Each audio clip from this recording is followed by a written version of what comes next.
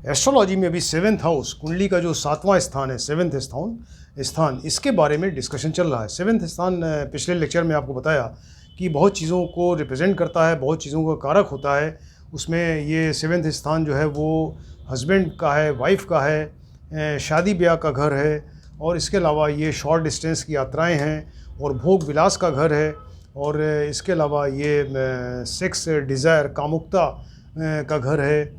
तो ये इन सब चीज़ों में फ़िलहाल अभी ये शादी ब्याह के बारे में, मैरिज के बारे में डिस्कशन चल रहा है। तो मैरिज के बारे में आज जो टॉपिक है वो ऑब्स्टेकल्स या डिले इन मैरिज। कई बार आपने देखा होगा कि मैरिज जो है कुछ लोगों की वो समय से हो जाती है, लेकिन कुछ लोगों की मैरिज में बहुत ऑब्स्ट्रक्शंस आते हैं, ऑब्स्टेकल्स आते हैं, और इसके अलावा वो बहुत डिले हो जाता है मैरिज में। तो वो भी ये ग्रहों के प्लेसमेंट या उनके अरेंजमेंट के ऊपर ही डिपेंड करता है। तो उसको आज डिस्कस करते हैं कि मैरिज में कई बार ऑब्स्टेकल्स आते हैं या मैरिज में डिले होता है, तो इसके बारे में आज डिस्कस करेंगे, राइट। आजकल अगर आप देखें तो आजकल जो है वो लड़के लड़कियां, जो बच्चे हैं वो स्टडी करना चाहते हैं, स्टडी करके और फिर सेटल होना चाहते हैं। तो स्टडी जितनी मैक्सिमम है स्टडी करेंगे, उसका वो चाहते हैं हम सेटल हो जाएं और उसके बाद तभी मैरिज करें। एक ये है रहता है दिमाग में, इस तरह की चीज़ें, जो चीज़ ये पहले नहीं थी। तो आजकल फ़िलहाल ये स्टडी करना ज़्यादा और फिर सेटल होने के लिए वेट करना, इसकी वजह से भी डिले होता है। फ़िलहाल आजकल के परिप्रेक्ष्य में अगर आजकल देखें तो ये जो लड़का है, मेल कैंडिडेट है, मेल या लड़का, उसकी शादी अगर 32 साल से ज़्यादा हो रही है तो उसको डिले की श्रेणी में रखा जा सकता है, राइट। अगर 32 साल से ज़्यादा की एज में अगर उसकी मैरिज हो रही है तो उसको कहेंगे कि थोड़ा डिले हो गया। और कन्या या कोई लड़की है उसकी शादी में अगर 30 साल से ज़्यादा डिले हो रहा है तो उसको डिले या कोई ऑब्स्टेकल की वजह से वो कहेंगे कि वो डिले हो रहा है मैरिज में, राइट, उसमें विलम्ब हो रहा है। तो विवाह के आपको जो बताया मेन कारक जो ग्रह हैं, एक तो विवाह के मेन कारक ग्रह मालूम होना चाहिए। तो विवाह के जो मेन कारक सिग्निफिकेटर या उसके रिप्रेजेंटेटिव्स हैं वो सेवेंथ हाउस है। कुंडली का सेवेंथ हाउस जो है ये मैरिज या विवाह का घर है। सेवेंथ हाउस को देखिए, सेवेंथ का लॉर्ड देखिए, और सेवेंथ का जो कारक ग्रह सिग्निफिकेटर या रिप्रेजेंटेटिव केयर टेकर है वो शुक्र ग्रह है, वीनस। तो सेवेंथ हाउस देखिए, सेवेंथ का लॉर्ड देखिए और शुक्र देखिए। इसके अलावा कुछ और भी चीज़ें हैं जो कि इसकी कारक हैं शादी विवाह के लिए।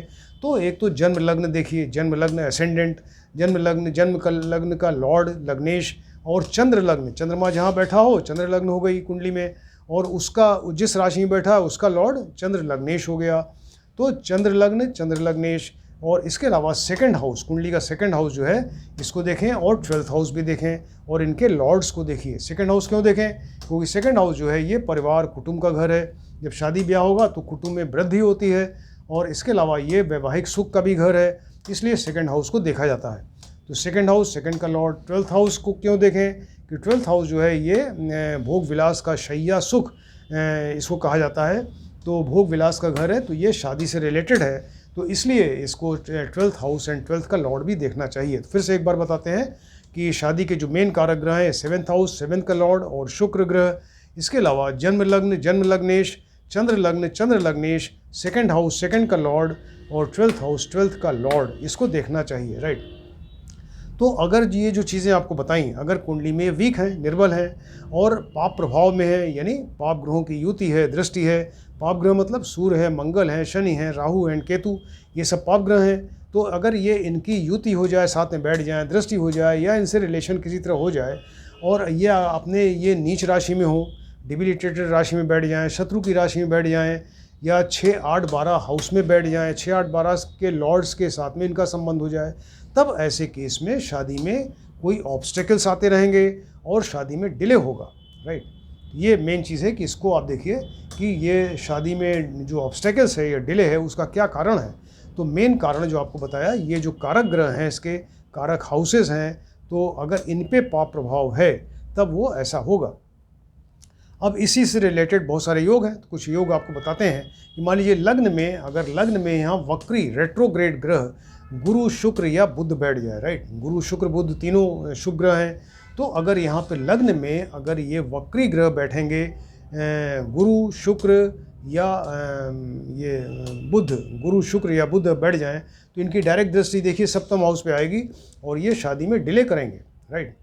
मान लीजिए कि लग्न या सेकंड हाउस या सेवेंथ हाउस, देखिए लग्न में सेकंड हाउस में या सेवेंथ हाउस में अगर यहाँ पर कोई नीच ग्रह बैठ जाए, डिबिलिटेड राशि में नीच का ग्रह बैठ जाए या अपनी शत्रु राशि में बैठ जाए और उसके अलावा उसमें पाप ग्रह की दृष्टि हो जाए, तब ऐसे केस में शादी में कोई ऑब्स्टेकल्स आते रहेंगे और शादी में डिले हो जाएगा, राइट।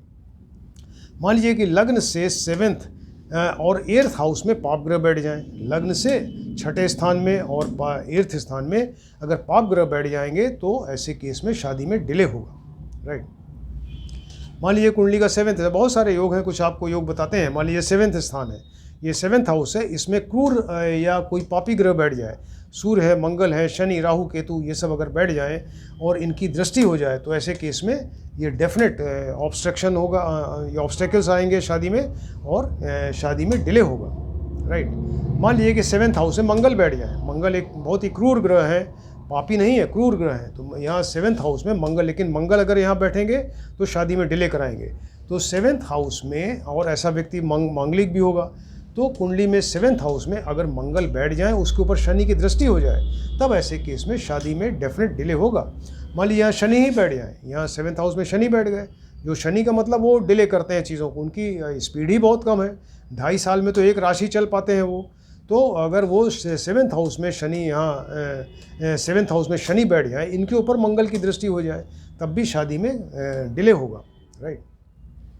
मान लीजिए कि सेवेंथ हाउस में शनि या केतु बैठ जाए, शनि बैठ जाए तब तो डिले है ही है, और अगर केतु बैठ जाए तो तब भी शादी में डिले होगा, राइट। मान लीजिए कि यहाँ पर सेवेंथ हाउस और सेवेंथ लॉर्ड, इनके ऊपर पाप ग्रह की दृष्टि हो जाए, सेवेंथ हाउस में के ऊपर पाप ग्रह की दृष्टि हो जाए और सेवेंथ का लॉर्ड जो सप्तमेश है, इसके ऊपर भी पाप ग्रह की दृष्टि हो जाए, तब भी ऐसे केस में ये शादी में डिले होगा। मान लीजिए कि सेवेंथ हाउस में यहाँ बुध के साथ में शुक्र बैठ जाए, तब डेफिनेट डिले होगा। सेवेंथ हाउस में अगर यहाँ बुध, मरकरी एंड शुक्र यानी वीनस, तो बुध एंड शुक्र दोनों बैठ जाएं तो ऐसे केस में शादी में डिले होगा, राइट। मान लीजिए सेवेंथ का लॉर्ड है, सप्तमेश है, सप्तमेश एर्थ में बैठ जाए, एर्थ का लॉर्ड सप्तम में बैठ जाए, ये दोनों में स्थान परिवर्तन हो गया, राशि परिवर्तन हो गया। सेवेंथ का लॉर्ड अष्टम में बैठा, अष्टम का लॉर्ड सेवेंथ में बैठ गया, तब भी ऐसे केस में ये शादी में डिले होगा। सेवेंथ का लॉर्ड शनि के साथ कहीं कुंडली में बैठ जाए, सेवेंथ का लॉर्ड सप्तमेश है, तो ये शनि के साथ में मिल के कहीं कुंडली में किसी जगह बैठ जाए तो शादी में डिले होगा, राइट। सेवेंथ का लॉर्ड मान लीजिए कि नीच राशि में या शत्रु राशि में हो या अस्त हो, और इसके अलावा सेवेंथ हाउस पर पाप ग्रह की युति या दृष्टि हो जाए। फिर से बताते हैं कि सेवेंथ का लॉर्ड जो है अपनी नीच राशि में या शत्रु राशि में हो, और या फिर अस्त हो जाए, सूर्य के साथ बैठ के अस्त हो गया, और सेवेंथ हाउस के ऊपर पाप ग्रह, इसमें पाप ग्रह बैठ जाए या पाप ग्रह की दृष्टि हो जाए, तो ऐसे केस में शादी में डिले होगा, राइट।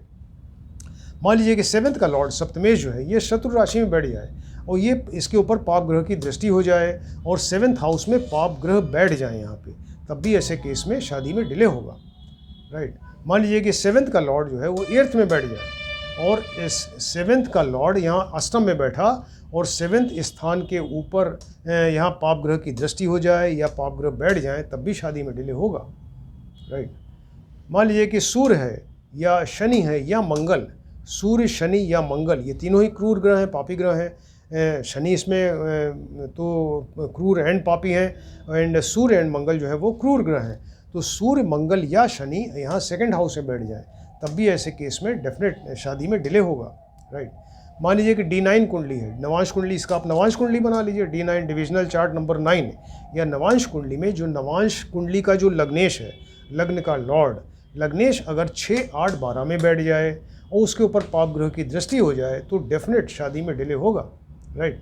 मान लीजिए कि D1 का जो अष्टमेश है, ये जो D1 कुंडली है, ये D1 कुंडली है, ये जन्म कुंडली, तो इसका अष्टम का लॉर्ड यानी अष्टमेश, तो D1 का अष्टमेश जो है वो D9 कुंडली में सेवेंथ हाउस में बैठ जाए, सेवेंथ हाउस में बैठ जाए और शुक्र जो है वो लग्न में बैठ जाए, तब ऐसे केस में शादी में डिले होगा। फिर से बताते हैं, D1 का जन्म कुंडली का अष्टमेश, ये D9 कुंडली में सेवेंथ हाउस में बैठा और शुक्र जो है वो लग्न में बैठ जाए अशुभ होके, तो ऐसे केस में ये शादी में डिले होगा। ये तो बताया आपको कि अगर ये किसी लड़के की ये कि अगर एज 32 साल से ज़्यादा हो जाए तब मैरिज हो तो उसको डिले, आजकल के युग में इसको डिले मान लेंगे। और अगर लड़की कन्या की एज अगर 30 साल हो जाए उसके बाद अगर मैरिज हो रही है तो उसको डिले या विलम्ब कहा जाएगा, राइट। कई बार आपने देखा होगा कि शादी बहुत ज़्यादा डिले हो जाती है, काफ़ी ज़्यादा, इवन मतलब बिल्कुल ओल्ड एज में जाके शादी होती है। तो ऐसे भी योग हैं, ऐसे ही वो भी ग्रहों के प्लेसमेंट और उन्हीं पे डिपेंड करेगा कि ये ग्रहों का प्लेसमेंट ही ऐसा है, उनका अरेंजमेंट ऐसा है, आपस में उनके कॉम्बिनेशंस ऐसे हैं जिसकी वजह से ऐसा हो रहा है, राइट। तो बहुत ज़्यादा देर से अगर मैरिज होती है, इसको कहते हैं 36 से लेके 60 ईयर्स के बीच में, 36 साल से लेके 60 साल के बीच में अगर मैरिज होती है तो उसको फिर कहते हैं कि बहुत ज़्यादा डिले हो गया मैरिज में। लेकिन ये फर्स्ट मैरिज होनी चाहिए, ये ऐसा नहीं कि वो 1-2 मैरिज हो गई, वाइफ की डेथ हो गई या वो किसी वजह से वो दूसरी मैरिज उन्होंने किया, तो ऐसा नहीं है, वो उसको फिर पुनर्विवाह कहा जाएगा, रीमैरिज कहा जाएगा।